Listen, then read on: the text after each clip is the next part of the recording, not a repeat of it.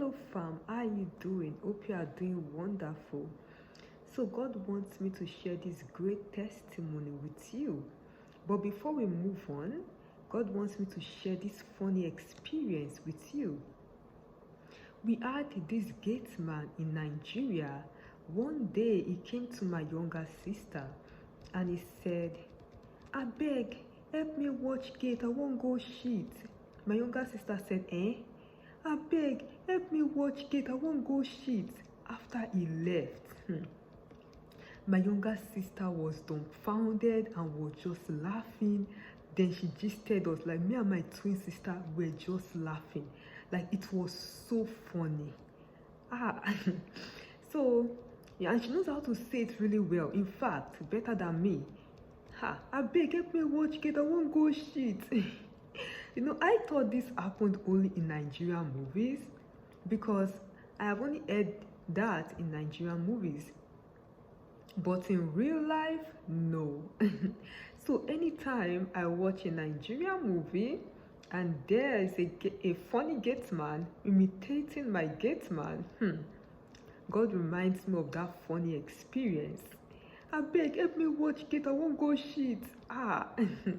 Okay, let's continue. God wants me to share this great testimony with you. In August 2017, there was this family friend.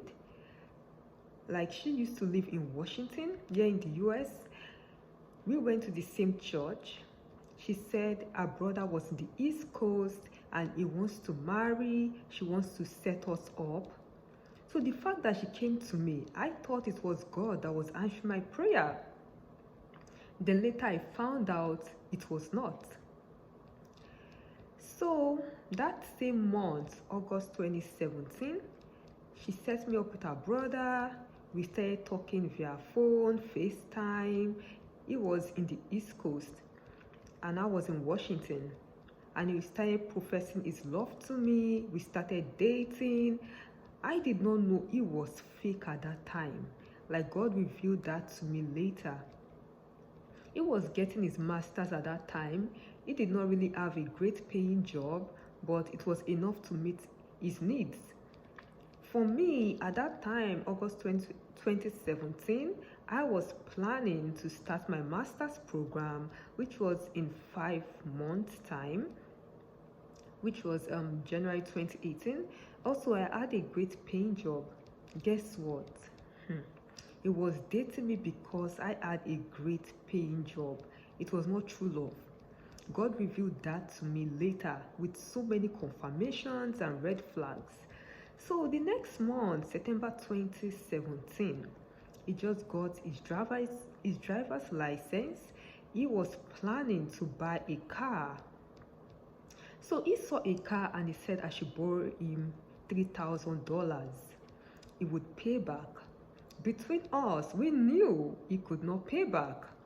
So I gave him out of my kind heart, told him not to pay back. Then he got a car, he posted it on Facebook, he started showing off. I was so shocked. He was just showing off his car. And I learned that he loved to show off. That was a red flag. Next month, November 2017, it was my birthday.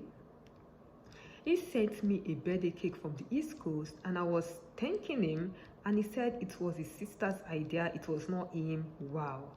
I was like, this guy does not even have shame. In my mind, I was like, so if your sister did not tell you to buy a cake you won't? I was like, it was like I was dating his sister, not him. I found out later that he does not love me. He was just with me because of my money. That same November 2017, it was close to Thanksgiving, and he said he wants to visit me, but he did not have money. So out of my kind heart, I paid for his flight ticket, about $2,000.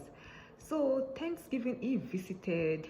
He showed off on Facebook. I'm traveling to another state. Like, he loved to show off. So we met for the first time. He professed his love to me. Even when he visited, he did not pay for the food at the restaurant. I paid for it. It was just after my money, fake love. Then he saw my car. He started saying, oh, he likes my car. Then when he traveled back to the East Coast, he started saying he wants to get another car. Hey, I was shocked. He just bought a car. Now he wants another one. I remember I gave him 3K for that one. Now he wants to get another one. In my mind, I was like, I just wasted my money. And I just realized that it was just after material things. He was not content. Like, I was so disappointed at him. Like, that was a red flag. So God gave me ideas to not give him another money for another car. Like, when he sent pictures of cars to me, like, I acted like I was busy. So later he stopped sending them. He could not afford another car, and he wanted to use me again to buy another car for him. It was indirectly like telling me, So God taught me how to handle that situation. Later he stopped. After like a month, December 2017, he said he wanted to visit me for Christmas. Then he visited me for Christmas. Guess what? He proposed. Wow. Like, everything was just happening fast. Like, I thought he loved me. He was just after my money. So January 2018, I started my master's program. School was really expensive. So my money was going to my school. So if he asked me for money, I said, like, I will give him later. Guess what? He stopped calling, texting like he used to. His behavior changed. Wow. Like, God revealed to me that he was after my money. He never loved me. Like, when I gave him money, he would act so nice to me. But when I did not, he would act so bad. Wow. So God was revealing all this to me. It was so hard to believe. Like, his behavior changed. Like, that same month, he wanted to move to Washington. Like, in my mind, I was happy. So I found him a place. I secured a place, paid them like $700. That night, God told me, Tai, this guy is after your money. And he's moving to, he's not moving to Washington out of love. He's just after your money. So looking at his behavior, when I did not give him money, the way he was behaving, God said that, don't let him come to Washington. This guy is just after your money. So God helped me to give him an excuse not to come to Washington. Thank God he did not come. Like, his behavior was so bad. Like, think about it. Like, this guy, I paid for his car like 3K, paid for Thanksgiving flights about 2K, Christmas 2K because it was so late at that time.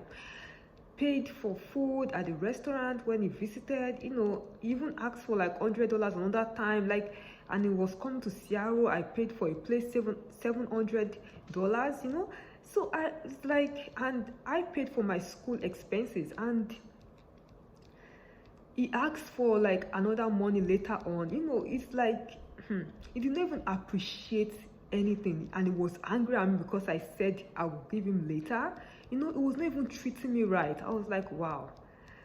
So it got me thinking, right? This guy is just after my money. No love, no nothing. So God opened my spiritual eyes. Let's look at his Christian life. He told me he was a Christian.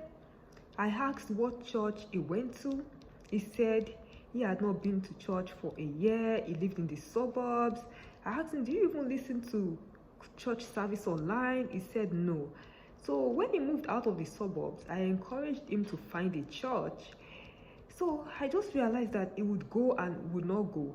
He doesn't like church. He doesn't like to read his Bible. He doesn't like to pay his tithes and offering. Like, he doesn't spend time with God. And I was the one encouraging him to do so.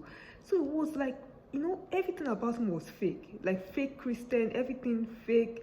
And God was saying I should leave the relationship. So I told my parents about his fake Christian life. Instead of my parents telling me to leave, they were encouraging me to stay. We continue in the next video.